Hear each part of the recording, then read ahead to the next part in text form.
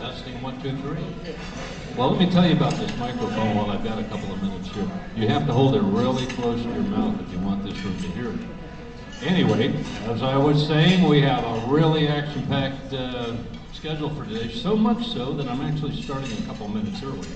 So, without further ado, if Meredith Heineke would join me for the invocation and pledge. Hi, Meredith.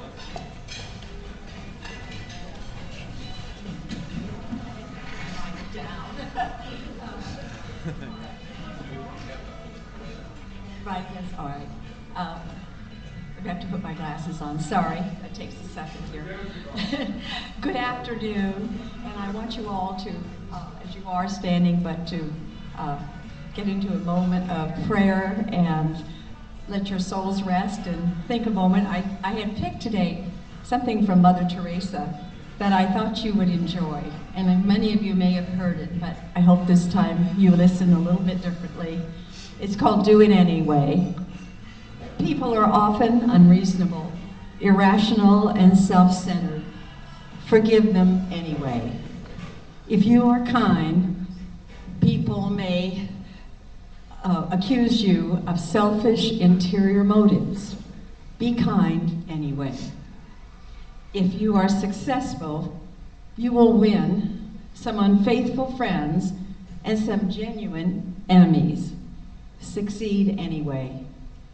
If you are honest and sincere, people may deceive you. Be honest and sincere anyway.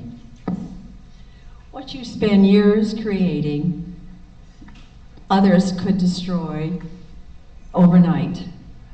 Create anyway. If you find serenity and happiness, some may be jealous. Be happy anyway. The good you do today will often be forgotten. Do good anyway. Give the best you have, and it will never be enough. Give your best anyway. In the final analysis, it is between you and God. It was never between you and them anyway. And now, let's say the Pledge of Allegiance. Pledge allegiance to the flag of the United States of America and to the republic for which it stands, one nation, under God, indivisible, with liberty and justice for all. Thank you, Meredith. Visiting Rotarians and guests, our esteemed past president, Dan Orr. Sorry, y'all missed me. I came back. Okay, we had 3 people found us. This is always an adventure. I didn't get its classification, but it's from the Rotary Club of Memorial in Houston. Spring Branch. Now there we go. Lindsey Kroll. Hi, Lindsey. And with him is an author, adventurer, and Rotarian, Irene Hickey. Hi, Irene. In the round of the usual suspects category, we have a casino owner from Las Vegas, Nevada, Gary Boss. All right, my left, your right. Visiting Rotarians. Oh no, not visiting Rotarians, guest Rotarians. I'm a lunatic. Hi, Chris. Hey, Dan. Nice to see you here today. President Bob and fellow Rotarians, I'd like to introduce my special guest again, Chris Shearhorn.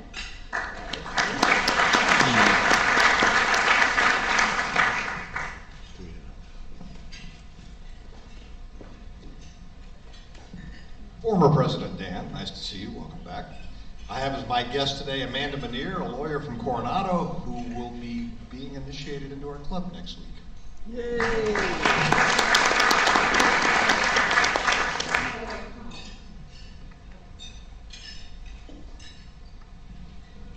Oh, President Bob, past President Dan, fellow Rotarians and guests. Actually, I want to introduce Mark Shearer, Dr. Mark Shearer, the finest ENT in Coronado, is with us today. And of course, I must mention my beautiful wife, Susan. Ladies and gentlemen, I want to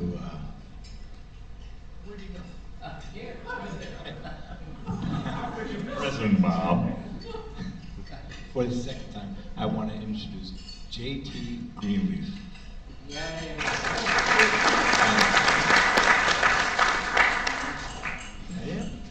Anybody else?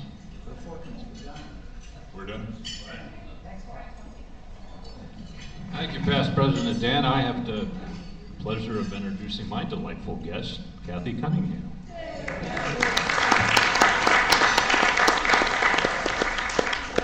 Okay, we have a bunch of, I think, Red Badgers here. Andrew Gate, are you here, Andrew? There's Andrew, and Arlene is here. Arlene Inch, I saw, there she is.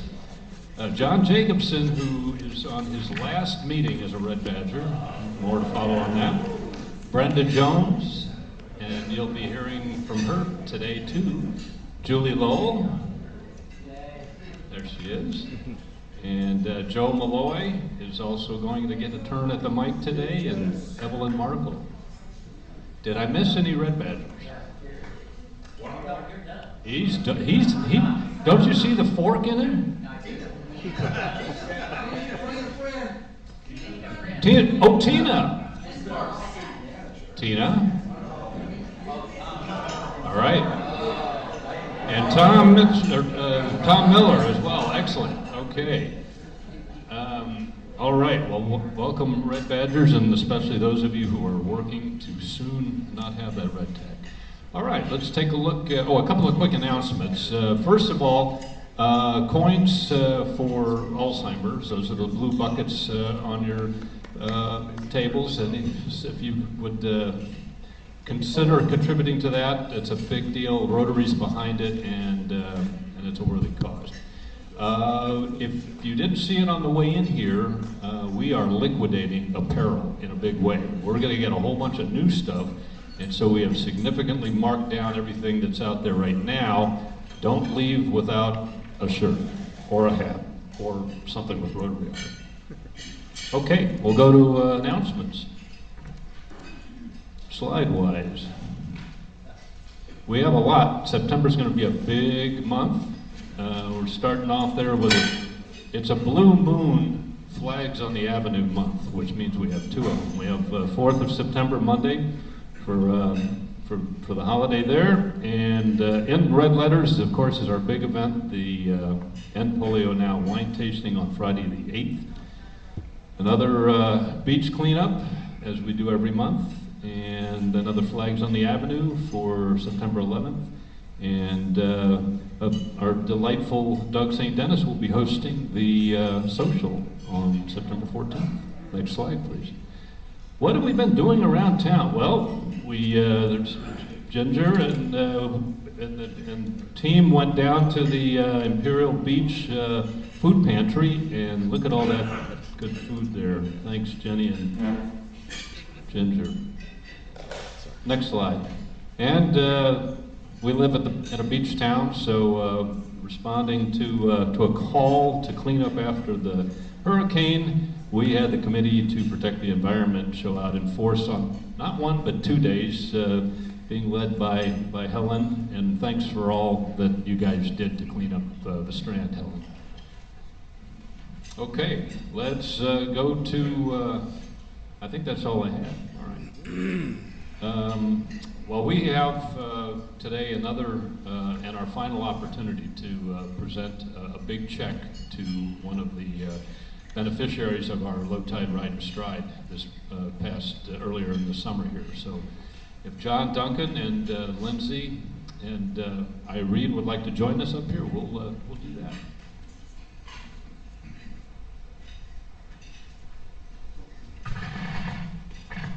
Thank you, President Bob. Good afternoon, fellow Rotarians and guests. I'm going to tell you a little bit about this beneficiary. It's the Texas Firefighter Home. A community like Coronado that really values its firefighters. It's something that I think our club really was happy to support. The Firefighters Home treats firefighters or helps them. The firefighters experience occupational risks from exposure to toxins and hazardous chemicals. As a result, firefighters suffer illness, particularly cancers, at statistically higher rates than the average population. Specialized treatment for these illnesses often requires extended stays near the Texas Medical Center in Houston. The cost of hotels and short-term housing for patients and their families coming to Houston for treatment can be crippling, and health insurance usually does not cover that cost.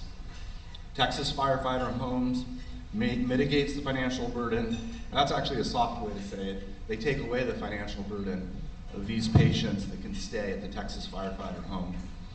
Coronado Rotary had a goal that we achieved to cover the cost of 1 year of a lease for an apartment at the home to serve firefighters and first responders and accompanying family members seeking treatment at the medical center. Just to go off script just briefly for 1 second is, I can just tell you how important it is to reduce stress when patients are undergoing chemo, radiation, and surgeries. This came up because I see Dr. Schur is here today. He's the gentleman who gave me my cancer diagnosis about 2 years ago. And that type of stress that you have, I'm fortunate to have had the ability not to worry about finances when I was going through it, and just to focus on my health. So when I hear about firefighters sleeping in their car so they can get their treatment because they don't have a place to stay, it makes this cause so meaningful to me. So without any more of my rambling personal stories, I want to introduce Irene Hicky and Lindsey from the Texas Firefighters Home to say a few words. And also, is the giant check around someplace? You'll get a giant check after you speak for a minute. Come on in, please. I'm vertically challenged. Just wanted to throw out a few numbers to you today to realize your impact and how you've helped. There are over 1,041,000 professional and volunteer firefighters in America as of 2020, 1,041,000. As he mentioned, the most common work-related injury is cancer. And so if you figure only 10% of that 1,041,000 come down with cancer, you have a number of people that will need to have housing while they're being treated as an outpatient for chemo or radiation. We have 5 apartments. One of those apartments now you paid for last year, and with your generous donation this year, you'll be paying for another one. We can't begin to house 100,000 firefighters with 5 apartments, but we're taking it one step at a time. With the 5, we're fully furnished apartments. They only pay the cleaning fee. We didn't want them to pay the cleaning fee, but the firefighters are quite proud, and they said, no, we have to have some skin in the game. So they pay a one-time cleaning fee. And it moves me beyond tears, really, to tell you how much we appreciate your support for all of these. We don't know if we're going to build an apartment complex or if we're just going to keep renting apartments. Cancer is really fickle. We have a 100% occupancy 1 week, and the next week we've only got 3 apartments filled because somebody died or their treatment got changed or whatever. So we're in the exploratory stage. We've been in existence since 2013.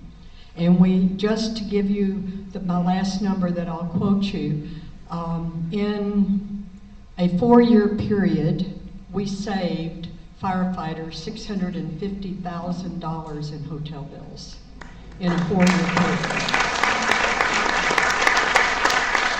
And part of that is due to your generosity in helping us with that. So thank you very much.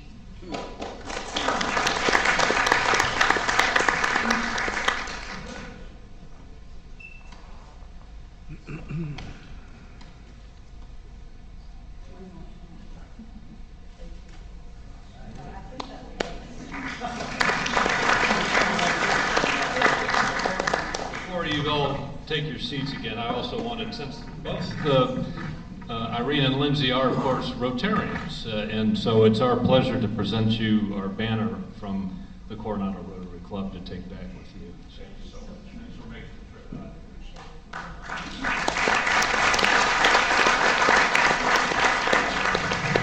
trip. Okay, so let's see. How about Karen Ledline for Everyone a Reader?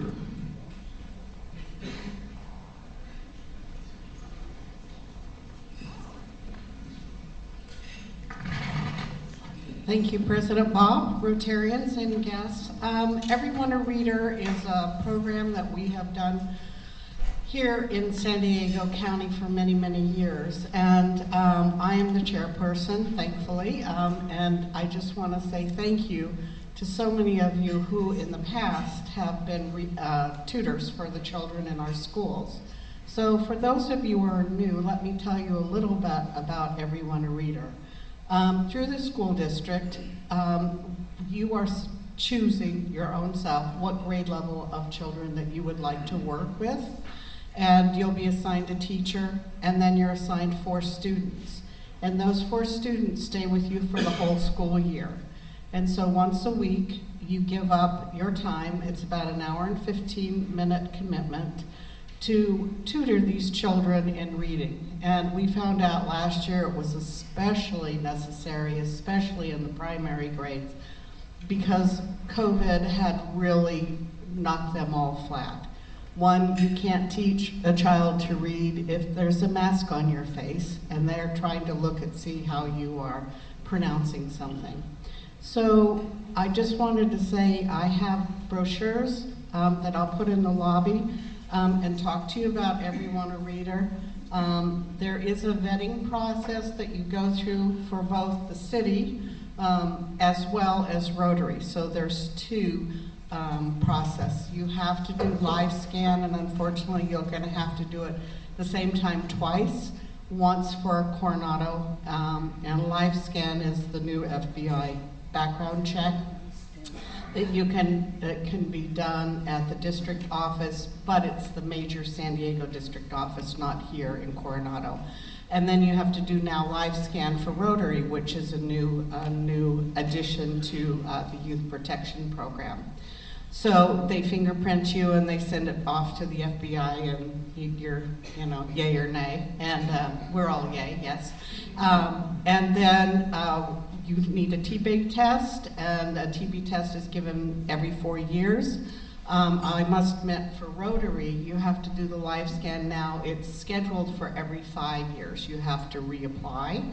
However, for the district thus far, we did it once and we haven't had to do it again. So hopefully that will answer some of your questions. It's a wonderful, wonderful program. The children look forward to seeing you every single week. The books, you don't have to worry about the books. There's a whole book library, and the teachers will tell you what level the children are on, and you get the books at their level, and then you sit down, you listen to them read. You talk about their day, how they're doing, because sometimes, unless you make that commitment with them first, they cannot necessarily read, and you'll find out about them, and it's just a wonderful program. So see me afterwards. I'll be in the lobby, and thank you very much for your time. Thank you, Karen. Kid Williams is going to come up and give us the last, no, we might have one more next week, right? Prior to our big event on the 8th. First slide. There.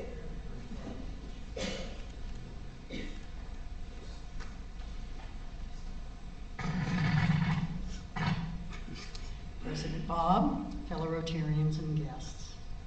Your team, and there they are in the picture, your team has been working really hard to create the best wine tasting ever. And we have some big announcements. Today's the big day. Bidding out is open for business. So you can view all of the items now. You can view the live auction items and the silent auctions items, and you can bid on the silent auctions starting today. So yay. And we made it easier than ever for you to get to Bidding Owl. All you have to do is go to our website, coronadorotary.org, and select End Polio Now Wine Tasting Fundraiser. And that takes you to our amazing wine tasting website. We have an actual website for the wine tasting, which is something we've never had before, and it is gorgeous. So you've got to see that. But right at the top of the picture, you know, on the when you get into the website, you'll see bid on items, and that you click on that, and it takes you right to Bidding Owl. So this is going to be great, and you can start bidding right away on. And please do, because we got some great stuff for you guys to see. Okay, we've got this really awesome. We have 7 live auction items, and here's one of my personal favorites. This is the teaser, a New York Jazz Age dinner for 10. The concept of this just blows me away. You just can't resist this. So you're going to get to travel back in time. You're going to go to the speakeasy at Doug St. Dennis's fabulous home, and you get to dress the part. I mean, is this fun or what? It'll be like stepping back and to this exciting era. So we hope that you'll all be fighting to bid on this at the End Polio Now wine tasting, which comes up 1 week from tomorrow. Last but not least is that right now we are raffling off the Magnum. And this is the Magnum that Pat Stark has donated, and it is amazing.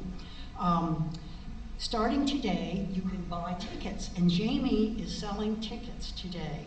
So 1 ticket for 20, 10 for 50, or 25 for 100. And we're accepting cash, Venmo, and credit cards today. We're also going to be selling these next week at Rotary, and of course at the event itself. So see Jamie as you leave the meeting to buy your tickets, and be sure and write your name on the ticket that you turn in, because that way we'll know whose winning ticket it is.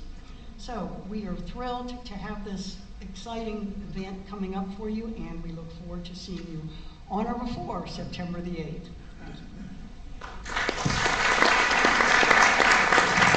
Thank you, Ken and Chris. It's going to be a great event. I can't wait.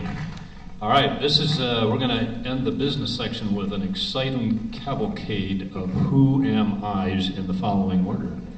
Joe Melloy, Brenda Jones, and then Jon Jacobson, all doing Who Am I's. Take it away, Joe. Go Joe, go Joe. Thank you.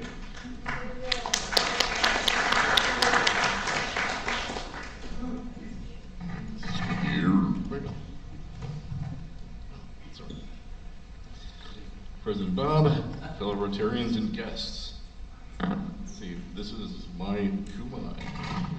So, this next slide. I'm one of 6 children, the oldest male with 2 brothers and sisters who are as beautiful as my mother. My parents were married, 54 years. My father's still with us, but my mother passed away in 2010. And I was born in Marietta, Florida, near Elgin Air Force Base on a hot July morning, where my father was a pilot with the U.S. Air Force, flying T-33s and F-86 jets. There he is in the F-86. There's my mother and my father. My mother and I, I'm sorry. Then I moved to El Paso, and then my mother demanded me leave after seeing dust silhouettes in my crib.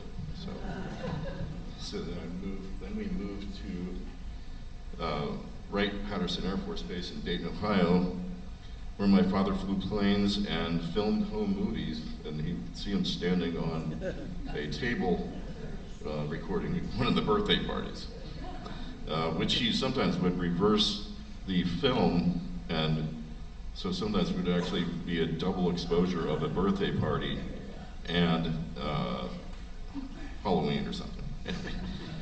So then I moved to Wilmington, Delaware, where my dad joined IBM for 42 years. My mother worked at Winterthur Museum, which is the grand estate of Henry Francis DuPont, where she authored the book Flower Arranging, the Winterthur Way, which is available on well, Winterture, you can get it on Amazon as well. My father also did many illustrations in historical books about Delaware and is an avid watercolorist painter. Then I moved to, or I guess, or go back, it doesn't matter. And then I lived in Sherwood Park before we moved to Delaware Avenue, where I learned to help Dad on multiple home repair projects. We would do basically laps around the house doing repairs. But anyway, we had a great time. And then I went to Catholic schools until 11th grade, where I went to Friends School, where I greatly enjoyed their spiritual perspective. Then I moved to Philadelphia, where I went to Philadelphia College of Art studying illustration, film, and graphics, and I learned how to live in a big city and endured several odd roommates. I spent lots of time between classes waiting tables to spend money on expensive film and paints and airbrushes. And then I was president of the Arts Council for 3 years, setting up and emceeing art openings, events, concerts, lectures, and played like in a jazz rock and played jazz piano at local bars in the neighborhood. And then I moved from Philadelphia to Boston and New York. Well, I guess New York would go with that. Right. Well, I was in Boston and New York for both times. So when I moved from then to, go to New Orleans. I lived in New Orleans, where the New England mentality just seemed geared toward bad weather, and traffic signs were only suggestions, so got out of there. But also it was a bit cold.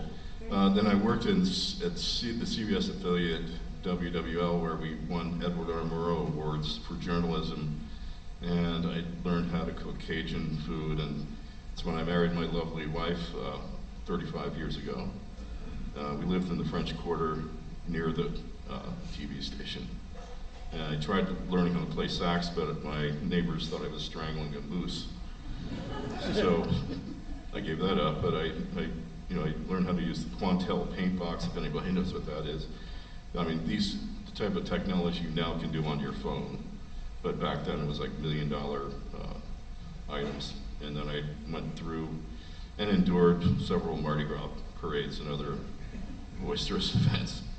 Then I moved to San Francisco and went through the whole .com to .bomb period. I'm a web developer and that sort of thing. So I saw all of that happen, and I did work with a lot of pharmas. I did actually meet Steve Jobs once. He was kind of cranky, but he was a perfectionist. Then I moved to Madison, Wisconsin, which I think is the next one. Endured many winters where it was below 20 degrees. Lived in a house built by a lake in 1904 that they should have named an aisle at Home Depot after me, but I worked there at a media relations company for 15 years doing web development, videography, illustration, graphic design, music soundtracks, and photography. And then it was about a week of 25 below wind chill that my wife had always said, okay, we're done with Wisconsin, so we're moving to Coronado. And anyway, so I joined the Coronado Rotary in 2022 after meeting Ray Carno, who was with the Coronado Ukulele Club. And like my father, who was a Rotarian many years, I continue wanted to do the same. And finally, my favorite quote is, the more you know, the less you know, which means the more you know there is more to know. Thank you. Thank you, Joe. All right, Brenda, you're top that.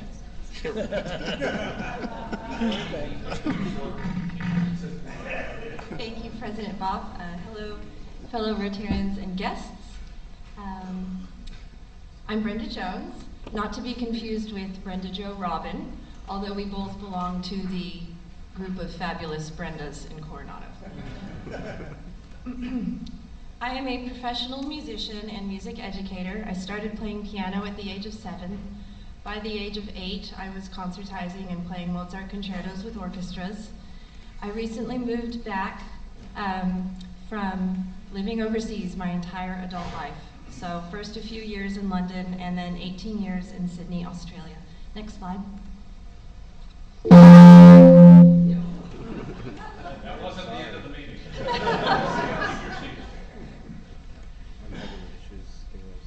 I'm originally American, and I received full scholarships for my bachelor's and master's at USC. Fight on! And once I got to Sydney, I toured extensively with the Sydney Symphony and the Australian Chamber Orchestra.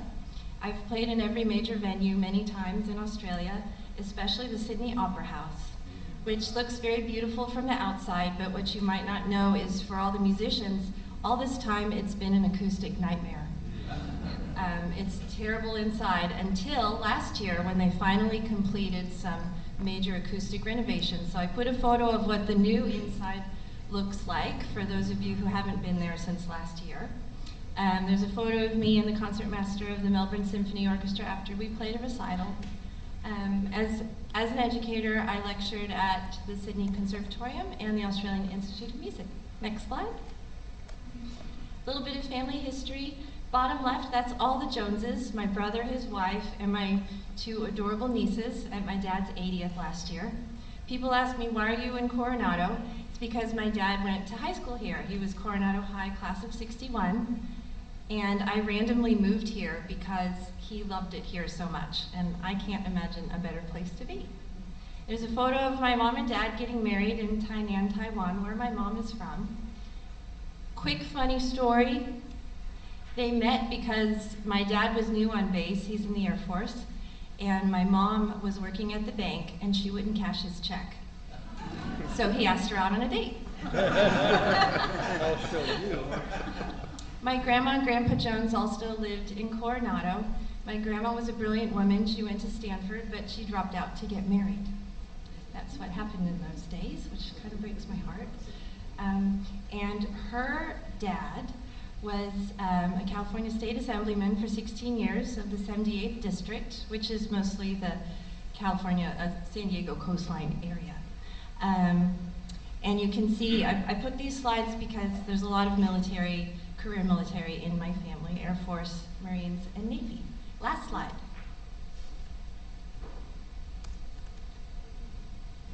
My life in Coronado is very rich and busy. I love being in Rotary. I'm the Arts Partner Commissioner for the Coronado Cultural Arts Commission, and I just adopted my little baby puppy, and her name is Chili Pepper Jones. Thank you so much for having me. Okay, well, we're going to slide John in here. We'll go a little bit over time, but it's going to be worth it. Right, John? In 1989, I boarded a Varig Airlines DC-10 at LAX, headed for Sao Paulo, Brazil.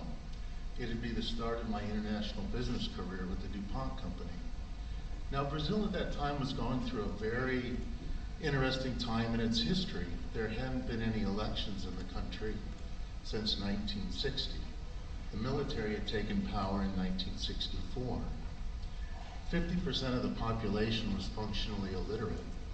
30% of the population lived on one minimum wage, which was roughly about $100 a month. Another 10% on half the minimum wage, or $50.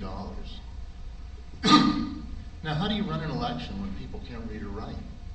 The Brazilians had come up with a way to do it where every candidate got a number. Well, about a couple weeks after I'd been in Brazil, a colleague of mine invited me to his house for Sunday lunch. It's a big deal in Brazil. So the table was set. The apartment was a big 5,000 square foot place in a nice neighborhood in Sao Paulo, covered an entire floor of a building. Everybody was sitting down, the table was set, and I'd always heard that Brazilians treated their maids like they were one of the family. Well, I sat down and I said, well, what about Fatima? She was the maid. Isn't she going to eat with us? And the lady of the house turned to me and she said, we eat at the table. The maid eats in the kitchen. This is our Brazil. That's her Brazil. I've never forgotten that. So a couple weeks later, I walk into my apartment, and it smells like jet fuel. And I thought to myself, what in the world is going on here? So I'd hired a cleaning lady. Her name was Flavia. I said, Flavia, what's going on? I brought all these products to clean the apartment with. And I said, what are you using? And she walked into the kitchen and came back with a jar of kerosene. And I said, but I have all these products. And she kind of looked at the floor, kind of looked at the ceiling. And then I asked her if she could read. And she said, no, I can't. I never had a chance to go to school. So I walked around the apartment with a bunch of Post-it notes and put a 1 above the toilet and wrote a 1 on the box of the soap to clean the toilet and a 2 above the sink and a 2 on the product to clean the sink. And then I looked at her and I said, do you know anybody that can read or write? And she said, well, you can. You've got books and magazines, and can you teach me how to read? So I taught her how to read in Portuguese, which is not easy. Portuguese is my 3rd language. It was her 1st language. But over 3 years, she came along and she probably could read at about the 8th grade level. She wasn't dumb or stupid, she just never had a chance to go to school. So why have I shared this experience with you? Number one, because I value integrity. And it's very important. It takes a lifetime to build it. It takes seconds to destroy it. When I look back, that maid at that lunch that day, the lady of the house, she had a bell on the table. And every time she wanted something, she would ring the bell. And she would bark orders at the maid. She would never say please or thank you. She didn't even treat her like a human being. So integrity is number one. Number two, I always try to bring friendship or goodwill to all the places I visit. I've been to over 85 countries in the world, and knowing some history or how to say good morning in the local language goes a long way. Number three, having spent a lot of time in Latin America, over half my life, I value understanding and patience, especially with people who haven't had the chance to attain the same level of education that I have. And number four, I love to tell a story, but I also like to listen to a story, because by listening to a story, you can learn from a story, just like I hope you have learned something from my stories today. Thank you.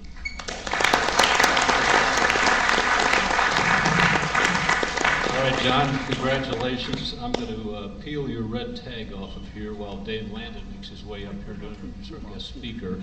I apologize in advance for our meeting to go about 5 minutes over time today, but there you go. Congratulations. Very good. Can you spell that? I can't actually.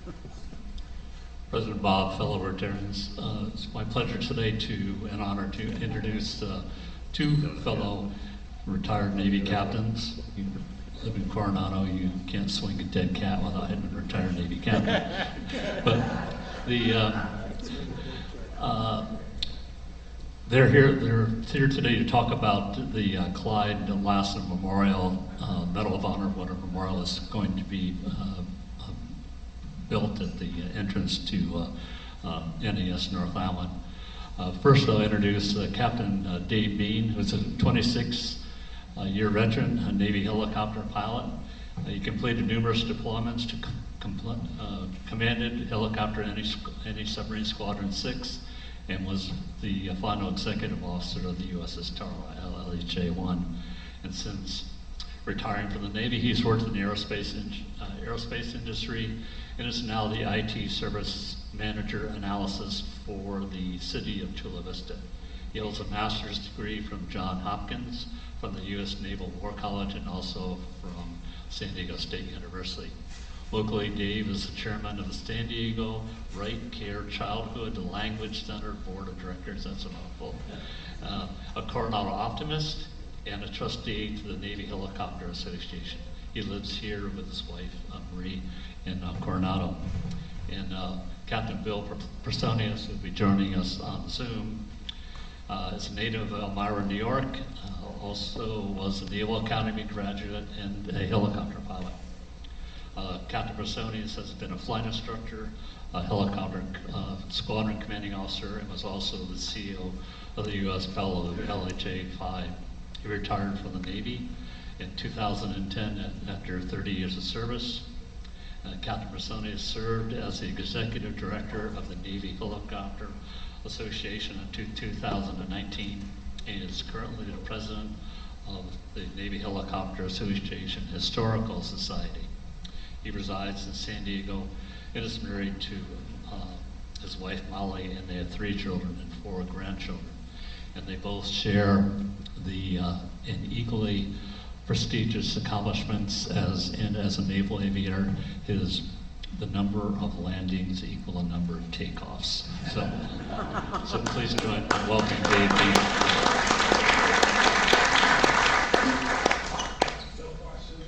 Thank you very much for that kind introduction. And Bill is in fact on the screen. You can see his picture. He's up there with the ball cap on. It's really a great pleasure to be here today. Thank you for the invitation to come and to explain to you and share some of the excitement that we have within the Naval Helicopter Association and the Historical Society for this planned monument. Show of hands, anyone's driven in the front gate of North Island, what's there on the left-hand side? A4 Skyhawk, Admiral, in honor of Admiral Stockdale, who was a Medal of Honor winner. Well, what we'll find out today is that there's another Medal of Honor winner, the only rotary wing aviator in the Navy who received a Medal of Honor, and he was at the time Lieutenant Clyde Lassen. So here's our introductory slide. Next slide, please. And I will tell you, I've got a short video. We'll see some or all of that here in just a minute, and that will, again, convey some of the excitement that we have, but it describes the very exciting rescue that Clyde Lassen went through back in 1968. A little bit about the NHA. The Historical Society is now part of the Naval Helicopter Association as well as the Scholarship Foundation, and that's been very successful for us and for providing scholarships to Navy-related folks around San Diego and elsewhere. Slide, please. Slide. Why is 2023 significant for naval helicopters? Well, a number of different reasons. 50 years of women in naval aviation, 55 years since Clyde Lassen's rescue, and 80 years since they started flying helicopters in the Navy, amongst other things. Slide, please. There are a number of people and a number of organizations associated with this, and again, it's my pleasure to represent the Naval Helicopter Association and Historical Society, but more especially Captain Bill Personius. This effort, this project is the brainchild of Bill Personius, and all the energy up to really just in the last couple of weeks was 99% of it was Bill's effort, and he continues to be directly involved in it. And again, I want to share his excitement and the great work that he's done to get us where we are right now. And I also need a tip of the hat to the Midway folks. Quite a few volunteers from the Midway that have helped moving the aircraft, preparing the aircraft to go up on the stand, and they're still working that right now. So kudos to the Midway folks. As you'll see, Clyde Lassen's rescue was flying an old H2 Alpha, which was a single engine H2. So the question is, well, why don't you have an H2 to put on the stick? Because there are none, right? And there's one at the flag circle. If you've been on the base, you're familiar with those helicopters. So someone might say, well, why don't you just take that one down and put it up on the stick? As Bill likes to say, don't ruin something to start something else. So you'll see a little bit more about the helicopter that we will have on the stick here in just a second. Slide, please.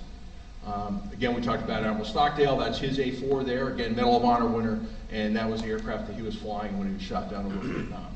Slide. Here, this is our baby right here.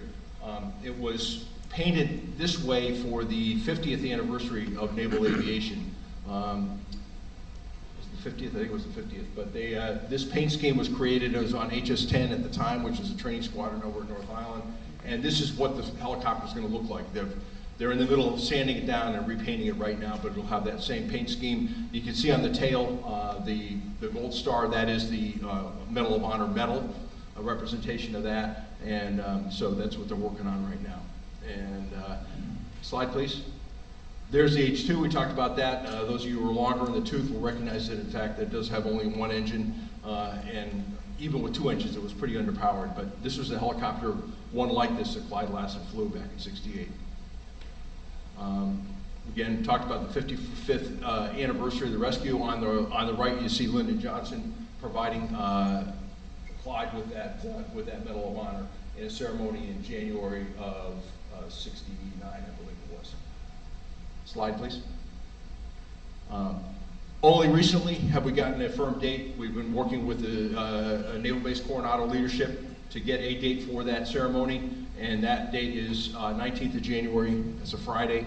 It's the same week as Martin Luther King Day. We were trying to do it on the same day, which is the 16th, but for reasons that that's a federal holiday, we couldn't do it then. So we'll bookend that week and have that ceremony at North Island, immediately adjacent to where that's going to go. We'll see a picture of that here in a second. A little bit about retired Commander Lassen. Sadly, he passed away a couple of years ago from cancer.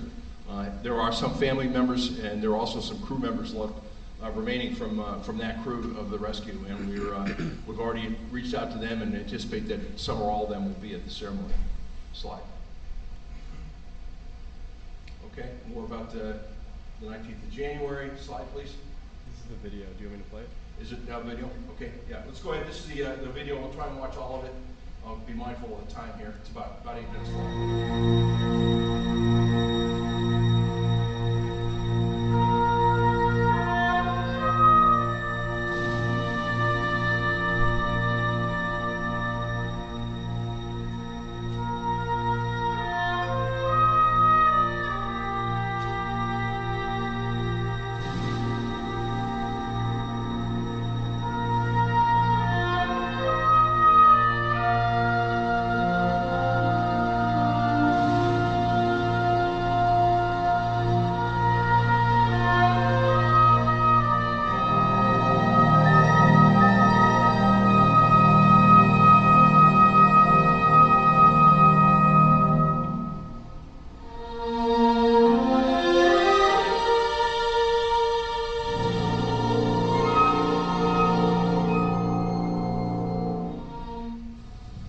For conspicuous gallantry and intrepidity at the risk of his life above and beyond the call of duty on 19 June 1968 as a pilot and aircraft commander of a search and rescue helicopter attached to Helicopter Support Squadron 7, Detachment 104, embarked in USS Preble, DLG-15, during operations against enemy forces in North Vietnam, launched shortly after midnight to attempt the rescue of two downed aviators, then Lieutenant Junior Grade, Lassen skillfully piloted his aircraft over an unknown and hostile terrain to a steep, tree-covered hill on which the survivors had been located.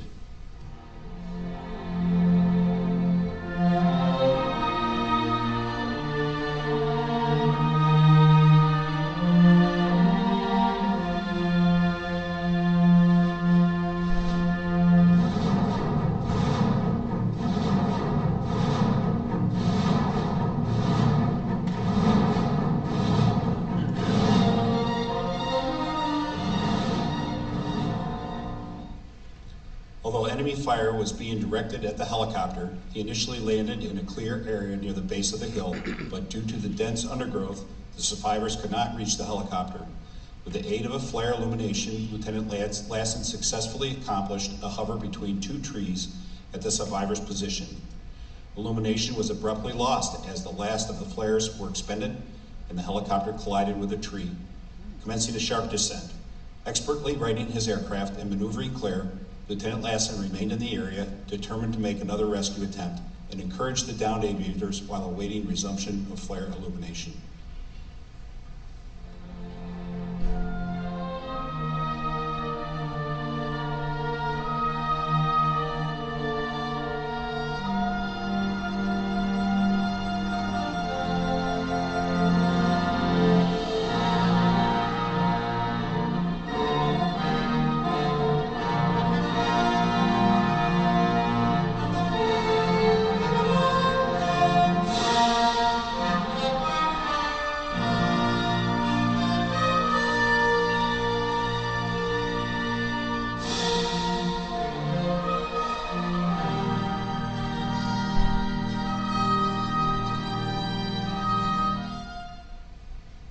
After another unsuccessful illuminated rescue attempt, and with his fuel dangerously low and his aircraft significantly damaged, he launched again and commenced another approach in the face of the continuing enemy opposition.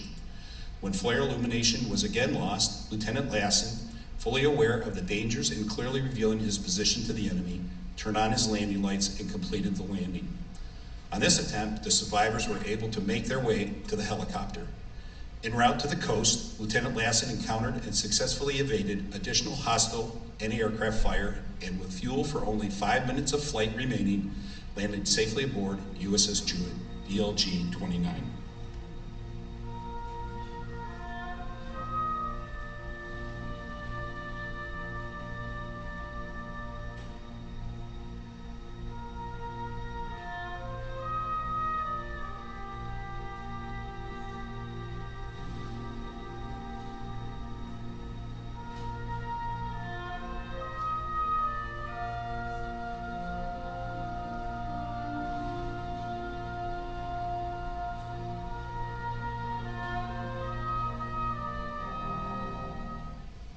His courageous and daring actions, determination, and extraordinary airmanship in the face of great risk sustain and enhance the finest traditions of the United States Naval Service.